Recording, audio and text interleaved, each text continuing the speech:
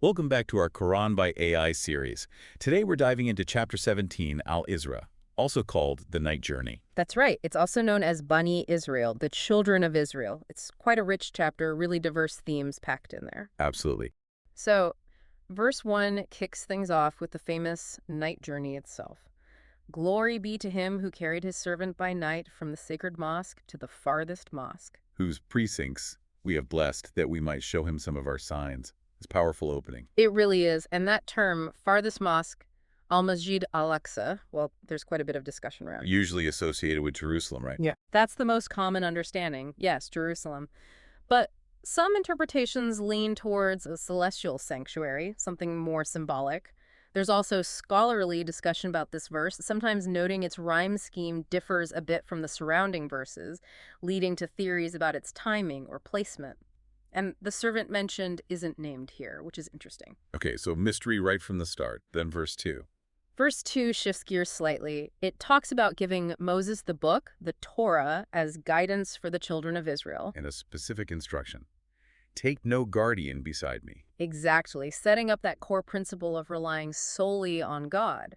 It also connects them in verse 3, actually, to the descendants of those saved with Noah, reminding them of Noah's thankfulness. Then verses 3 through 8 seem to lay out a kind of historical prophecy for the children of Israel. They do. It speaks of a decree found in the book, predicting they would cause corruption on earth twice and rise to great power. And interpretations often link this to historical events. Maybe the temple destructions. Yes, the destructions of the temple in 586 BC and 70 AD are common interpretations. Or perhaps the earlier destructions related to the northern and southern kingdoms. The verses describe God sending powerful servants against them for the first transgression. But then there's a return of favor. For a time, yes. It mentions being given back strength, wealth, and children. But it comes with a crucial warning in verse 7. Do good, it's for you. Do evil, it's against you. And the second instance of corruption. It leads to a more severe outcome, their faces being wretched, the enemy entering the temple just as before. Verse 8 offers a glimmer of hope, maybe mercy if they repent, but also warns that if they return to sin, God will return to punishment. And it concludes by stating hell is a prison for disbelievers. A very sobering sequence. Then verses 9 and 10 bring the focus back squarely onto the Quran. Right. Verse 9 states plainly, surely this Quran guides to that which is most upright. It's positioned as the ultimate guide. And it brings good news for believers, promising a great reward. While verse 10 warns of a painful punishment for those who reject the hereafter. So it's guidance, reward, and warning all tied together. Verse 11 then makes an interesting observation about, well, us, humans. And man prays for evil as he prays for good, and man is ever hasty. It's a comment on human impulsiveness, maybe not always knowing what's truly good for us. We ask for things without thinking them through. Precisely. Then verse 12 talks about the creation of night and day as two signs. The sign of the night is effaced, made dark, while the day is made visible. For practical reasons, seeking livelihood, counting years. Exactly. Yeah. Seeking God's bounty, knowing the passage of time, reckoning. It adds, and we have explained everything in detail, showing purpose in creation. And verses 13 and 14 introduce a really striking image of accountability. Extremely striking. And we have fastened every man's omen, tarahu, to his neck. This omen is usually understood as their deeds, their destiny tied to their actions. And on the day of resurrection, it's presented like an open book. Yes, and the command comes in verse 14. Read your book. Sufficient is your own soul this day as accountant against you. It's ultimate personal responsibility. No escaping it. Verse 16 seems to really hammer that point home. It does. Whoever is guided is only guided for the benefit of his own soul, and whoever goes astray does so to their own detriment. Crucially, and no bearer of burdens will bear the burden of another. And the final part. And we would not punish people until we sent a messenger. This establishes the principle of divine justice. Warning and guidance must come first. Okay. Verse 16 talks about destroying a town. What's the process described there? It describes a pattern. When God intends to destroy a town marked for destruction, he first commands its affluent people, those living in luxury. Commands them to do what? Interpretations vary here, don't they? Yeah, they do. Some read it as commanding them to obey, but they instead choose iniquity, transgression. Others see it as God giving them the means and opportunity, which they then misuse for corruption. Either way, their actions lead to the word being justified against the town, leading to its complete destruction. It links societal corruption, especially among the wealthy or powerful, to eventual downfall. It certainly suggests that. And verse 17 immediately reinforces this by mentioning the many generations destroyed after Noah, reminding us that God is fully aware of his servant's sins. Verses 18 to 20 then contrast different life goals, essentially. This world versus the hereafter. Exactly. Verse 18 talks about those who desire only the fleeting world. God might give them something quickly, whatever he wills, but hell is appointed for them eventually. But for those who desire the hereafter. Verse 19 says, if they desire the hereafter and strive for it diligently as believers, their striving will be appreciated, accepted. And verse 20 adds that God helps both groups. To each we extend from the gift of your Lord. God's bounty reaches everyone in this life, believers and disbelievers, but the ultimate outcomes differ drastically.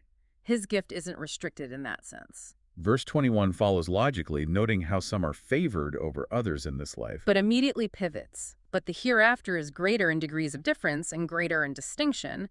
Worldly status isn't the real measure. Right. Now we get to a really dense section, verses 22 through 39. It's packed with commandments. It is. It reads almost like a moral code. It starts in verse 22. Fundamentally, worship none but God. Then immediately, be good to parents. And it gets specific about parents, doesn't it? Don't even say, that sound of annoyance. Speak kindly, lower the wing of humility. Very specific, very practical guidance on treating parents, especially in old age. Then verse 26 broadens out to social responsibility. Give relatives their due, and the needy, and the traveler. But don't be wasteful. Verse 27 links wastefulness to being like brothers of Satan. Strong words. Very strong. Verse 28 even guides on how to respond. If you can't give charity right, then speak to them gently. Verse 29 advises moderation in spending. Don't be miserly, but don't be extravagant either. Find the middle way. Verse 31 addresses a specific grim practice, killing children for fear of poverty. A direct prohibition. God provides for them and for you, the verse assures. Killing them is a great sin. The more prohibitions follow. Verse 32, don't go near unlawful sexual intercourse, adultery, fornication. Verse 33, don't kill anyone unjustly. And verse 33 adds nuance. Killing is forbidden, except by right. It acknowledges legitimate capital punishment, for instance, and grants authority to the heir of the slain, but urges them not to be excessive in retaliation. What about property and promises? Verse 34 covers that. Don't approach an orphan's property except in the best way until they mature, and fulfill your promises, your pacts, because you'll be asked about them. Fairness in trade comes next in verse 35. Yes, give full measure and weigh with a straight balance. That's better and leads to a better outcome. Verse 36 is interesting. And do not pursue that of which you have no knowledge. Don't make claims or follow things blindly. Exactly. It speaks to intellectual honesty and responsibility. Your hearing, sight, heart, you'll be questioned about how you use them. Then verse 37 warns against arrogance. Do not walk upon the earth exultantly. A reminder of humility. You can't tear the earth apart or reach the mountains in height. And verse 38 sums up this section by saying the evil of all these forbidden things is hateful to God. Yes, and verse 39 concludes it by calling these commandments wisdom revealed by God, immediately followed by a final reinforcement. And do not set up with Allah another deity, lest you be thrown into hell, blamed and rejected. It ties all this ethical conduct back to the foundation of pure monotheism. A really comprehensive moral framework. Then verses 40 to 42 seem to engage directly with polytheistic arguments. They do. Verse 40 specifically refutes the idea that God has taken daughters, angels, while humans have sons, challenging that specific Arabian pagan belief. And verse 41 mentions how God has diversified explanations in the Quran so people might remember, though many still turn away. Right, and verse 42 uses a logical argument. If there were other gods alongside him, as they claim, they would surely seek a way to overthrow the Lord of the throne. Multiple powers lead to conflict, not harmony. Verses 43 and 44 then shift to praise. Pure praise. Verse 43. Exalted is he, and high above what they say. And verse 44 describes the cosmic glorification of God. The seven heavens, the earth, everything in them praises him. But the nature of their exalting you do not understand. It suggests a level of praise beyond our grasp. Exactly. It ends by reminding us he is forbearing, forgiving, despite the disbelief he witnesses. Okay, verses 45 to 48 describe the reaction to those who disbelieve in the hereafter when they hear the Quran. It paints a picture of spiritual barriers. Verse 45 talks about a concealing veil between the prophet and them when he recites. And verse 46 mentions coverings over their hearts, deafness in their ears, preventing understanding. And when God alone is mentioned, they turn away in aversion.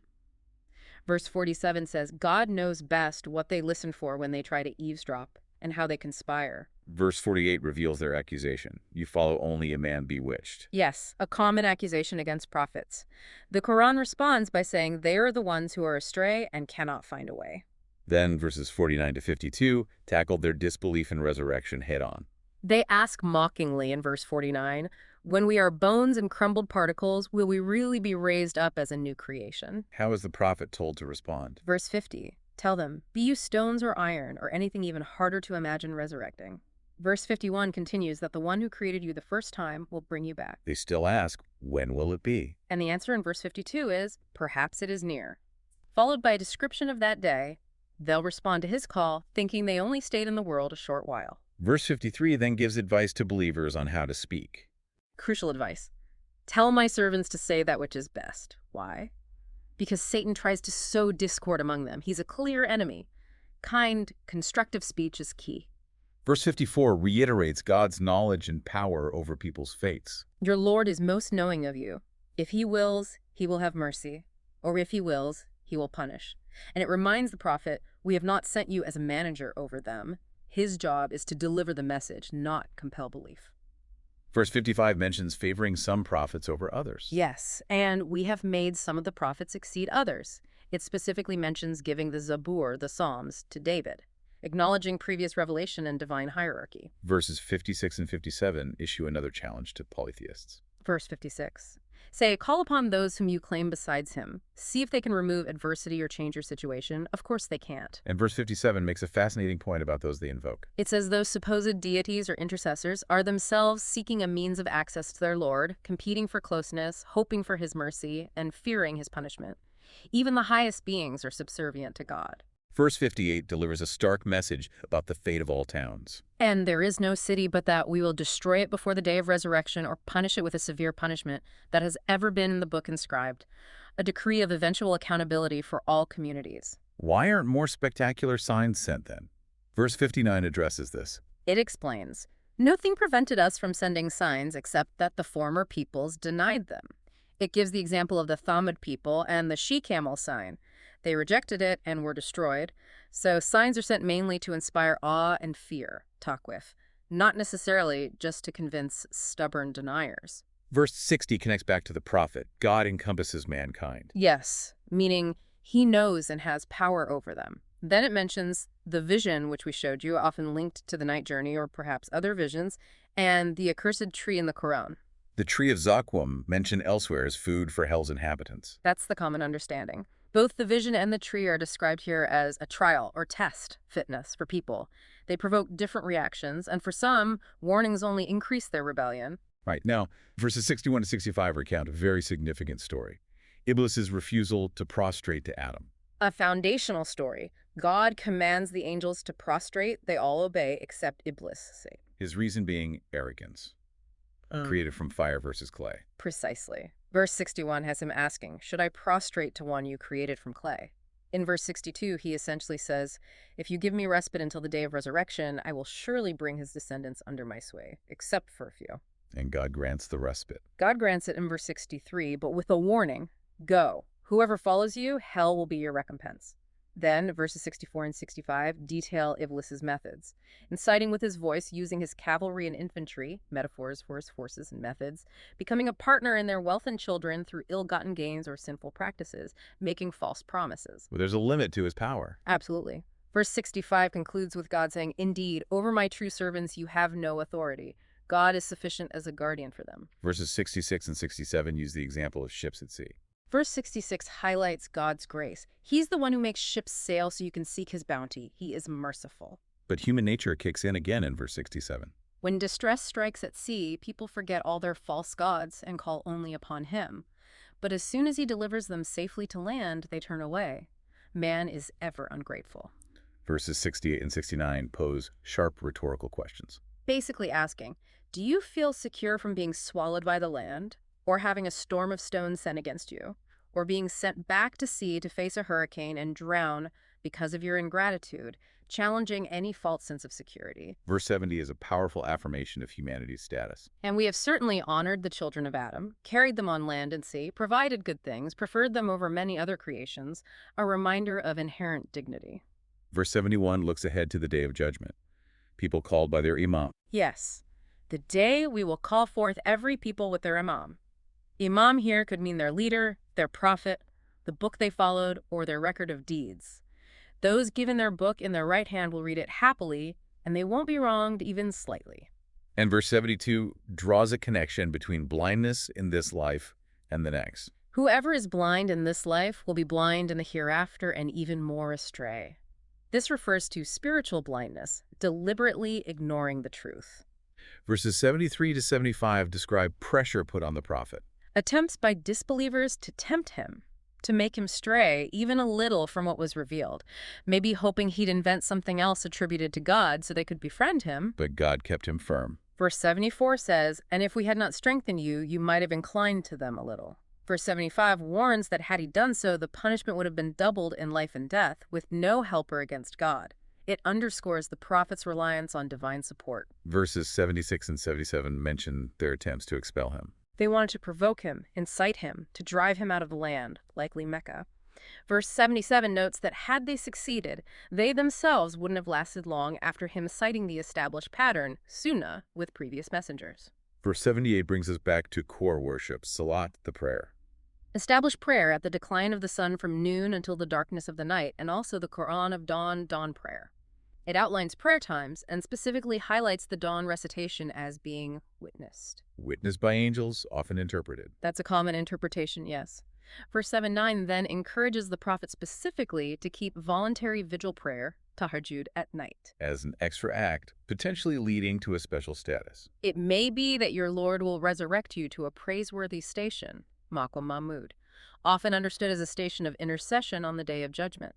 Verse 80 is his specific prayer. My Lord, cause me to enter a sound entrance and to exit a sound exit, and grant me from yourself a supporting authority. Often linked historically to the prophet's desire for a safe migration to Medina. Verse 81 is a declaration of truth's victory. And say, truth has come and falsehood has vanished. Indeed is falsehood by nature ever bound to vanish. A powerful statement often associated with the cleansing of the Kaaba from idols. Verse 82 describes the Quran itself. As healing and mercy for the believers, but for the wrongdoers, it only increases them in loss because they reject its guidance. Verse 83 returns to the theme of human fickleness. When blessed, humans turn away proudly. When evil touches them, they fall into despair, a lack of steady faith. Verse 84 acknowledges different dispositions. Say, each acts according to his manner. Shakulatihi. People act according to their inherent nature or way. But your Lord is most knowing of who is best guided. God knows the true inner state. Then verse 85 addresses a question about the spirit. And they ask you concerning the ruh, the spirit. The answer is brief and profound. Say, the ruh is of the affair, i.e., command of my Lord, and mankind have not been given of knowledge except a little. So the exact nature of the spirit remains largely a divine mystery. Interpretations vary widely too, right? Gabriel, the Quran itself, the soul? Exactly. It's deliberately kept somewhat ambiguous, emphasizing the limits of human knowledge compared to God's. Verses 86 and 87 are about the revelation itself. God could take it away. A humbling reminder for the prophet and believers, if God willed, he could take away everything he revealed. There would be no one to protect against that except through God's mercy, which verse 87 calls ever great towards the prophet. Verse 88 issues the famous challenge regarding the Quran's uniqueness. The challenge of ijaz. Say, if mankind and the jinn gathered together to produce the like of this Quran, they could not produce the like thereof, even if they helped one another, asserting its inimitable divine nature. Verse 89 points out the Quran uses diverse examples. Yet most people refuse everything except disbelief. Despite the clarity and variety of parables, rejection persists. The verses 90 to 93 list some specific demands made by the disbelievers. They wanted tangible miracles. Very specific demands. Make a spring gush forth, have a garden with rivers, cause the sky to fall on them, bring God and angels face to face, have a house of gold, or ascend to heaven. And even then, they wouldn't believe the ascension unless he brought down a book they could read. Right. The prophet's response, commanded by God in verse 93, is simple. Exalted is my Lord. Was I ever but a human messenger? He deflects the demands, reaffirming his role. Verses 94 and 95 explore why they rejected the message. What was the main obstacle? Verse 94 says the main thing stopping people from believing when guidance came was their saying, has Allah sent a human as a messenger? They couldn't accept a messenger from among themselves. And the response in verse 95. It's logical. If angels were walking peacefully on earth, then God would have sent an angel messenger. But for humans, a human messenger is appropriate. Verse 96 is a simple but powerful statement. Say, sufficient is Allah as witness between me and you. God's testimony is enough. Verse 97 defines true guidance and misguidance. He whom Allah guides is the rightly guided. But he whom he sends astray, never will you find for them protectors besides him. It emphasizes divine agency and guidance, and it describes the fate of the misguided. Gathered blind, dumb, deaf on Resurrection Day, heading for hell. Verse 98 gives the reason for their fate. That is their recompense, because they disbelieved in our signs and said, when we are bones and dust, will we indeed be resurrected as a new creation? Their disbelief in revelation and resurrection. Verse 99 poses another question to make them reflect. Haven't they considered that God, who created the vast heavens and earth, is surely able to create the like of them, i.e. resurrect them? He has set a fixed term, yet the wrongdoers persisted in disbelief. Verse 100 offers a final thought on human nature relating to resources. Say to them, if you possess the depositories of the mercy of my Lord, then you would surely withhold them out of fear of spending. It circles back to human stinginess and fear, even with hypothetical infinite resources. Man is ever miserly. Moving towards the end, verses 101 to 103 briefly recount Moses and Pharaoh. Mentioning the 9 clear signs given to Moses, Pharaoh accused Moses of being bewitched, doomed. Pharaoh wanted to drive Moses and his people out of the land. But God drowned Pharaoh and his forces instead. Exactly. A concise reminder of that historical confrontation and its outcome. Verse 104 describes what happened next for the children of Israel. After Pharaoh, God told them, dwell in the land, and when the promise of the hereafter comes, we will bring you forth in a gathering of nations mixed company. Verses 105 and 106 reaffirm the Quran's nature and the prophet's role. Verse 105, with truth we have sent it down, and with truth it has descended, affirming its divine origin and integrity. And the prophet is sent only as a bearer of good tidings and a warner. And verse 106 explains the gradual revelation. Yes, a Quran which we have separated by intervals that you might recite it to the people over a prolonged period, and we have sent it down progressively for easier understanding and implementation. Verses 107 to 109 describe the reaction of knowledgeable people, likely from the people of the book, to the Quran. It tells the prophet essentially believe in it or don't believe. Their belief or disbelief doesn't change its truth. But those who had knowledge before it, What do they do when it's recited? they fall down upon their faces in prostration. Verse 107. They glorify God, acknowledge his promise is fulfilled. Verse 108. Verse 109 says they fall down weeping, and it increases their humility, a mark of recognizing divine truth. Verse 1 and 10 addresses how to call upon God, using different names. Yes. Say, call upon Allah, or call upon the most compassionate, Ar-Rahman. Whichever name you call to him belong the best names. It affirms the beautiful names of God. It also advises on the volume of prayer. Not too loud, not too silent, seek a middle way. And finally, verse 111, the closing verse. A powerful concluding statement of Tawheed, oneness. And say, praise to Allah, who has not taken a son and has no partner in his dominion. And has no protector out of weakness. He needs no ally or helper. Precisely. It finishes with a command. And glorify him with great glorification, a perfect summation of God's absolute sovereignty and majesty. Wow. We've journeyed right through Surah Al-Isra. From the night journey itself, through detailed laws, warnings, historical lessons, and profound declarations about God and revelation. It really covers a vast landscape, touching on faith, accountability, human nature, the role of prophets, and the nature of God himself. It certainly does. A lot to reflect on there. We hope this detailed walkthrough has illuminated the richness of this chapter for everyone listening. Definitely plenty to ponder until our next deep dive.